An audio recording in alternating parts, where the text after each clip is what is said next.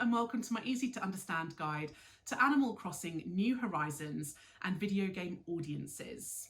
This video is going to be particularly relevant for you if you are studying OCR A-Level Media Studies, as it appears on a set text on that specification for exams from 2025 onwards. Animal Crossing New Horizons is an open world simulation game. It means that audiences are free to roam, free to explore. You can choose how to play. It's got a non-linear structure. So it gives audiences a certain amount of freedom to do what they want, which they're going to enjoy. The game was exclusively released on the Nintendo Switch and the Nintendo Switch Lite, and that gave the game a kind of pre-sold audience of people who had that console. It's also part of an existing Animal Crossing franchise, which reduces the risk and again gives it a pre-sold audience, people who would have played those games before and want to play the next game in the series. The game offers a certain amount of escapism for audiences, so lots of ability for audiences to create their kind of own fantasy islands, to design them, to travel, to visit other islands and other people, and particularly during lockdown, which is when this game was released in 2020, this game would have provided that escapism that audiences were so desperate for. Of course, the game is very entertaining as well, so it's quite fun. You get to explore, you get to chat to other people.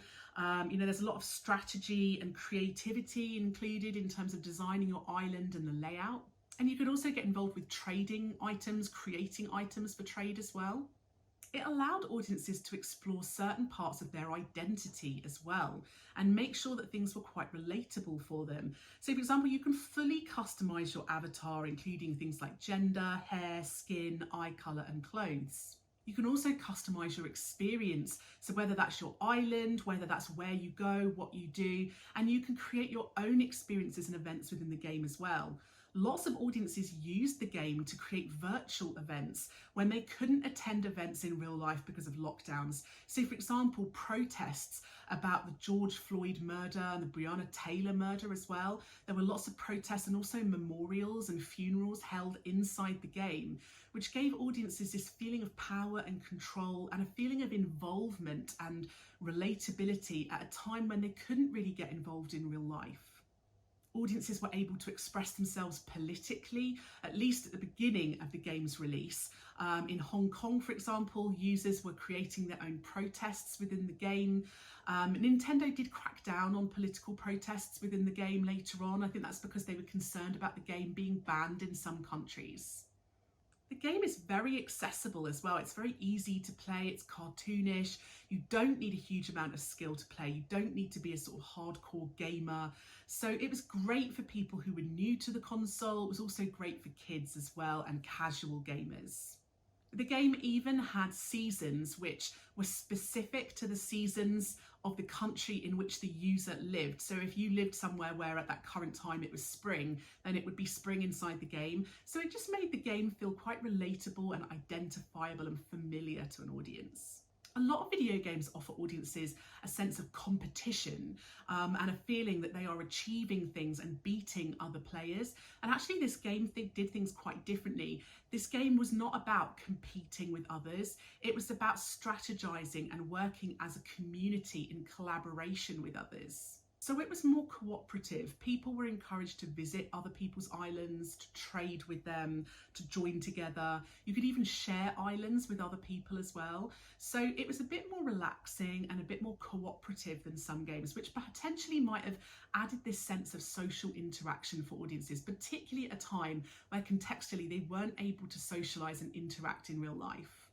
Downloadable content and patches made officially by Nintendo offered additional experiences for audiences, and it responded to audiences' wishes as well. Whereas some audiences were kind of hacking the game in order to allow them to kind of terraform their islands, Nintendo realized that's what was happening and actually developed updates for the game that would allow them to terraform their islands officially. So the game maker's actually responding to audiences' wants in the game. The game had a PEGI 3 rating, which means it was very family friendly, big wide audience, including very young children. So it was very clean cut, very appropriate for kids. And that meant that parents loved it. And during lockdown, parents would pretty much do anything to keep their kids quiet. So I think that probably appealed to them as well.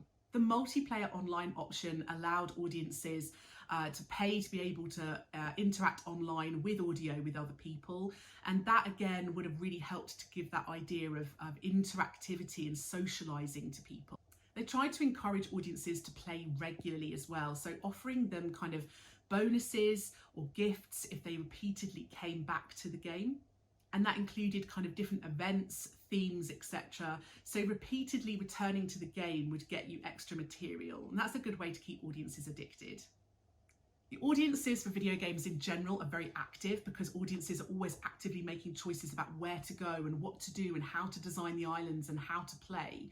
But actually the audiences for this game were super active. They created a lot of unofficial audience-based fan sites, wiki sites, online community forums, discussions, advice, tutorials. They were uploading to Twitch, to YouTube, talking about gameplay, reviewing the game. So a very, very active audience. The game was super, super popular. So within 6 weeks, they sold 13 million copies, which is crazy. And they made $1 billion in revenue in the first year.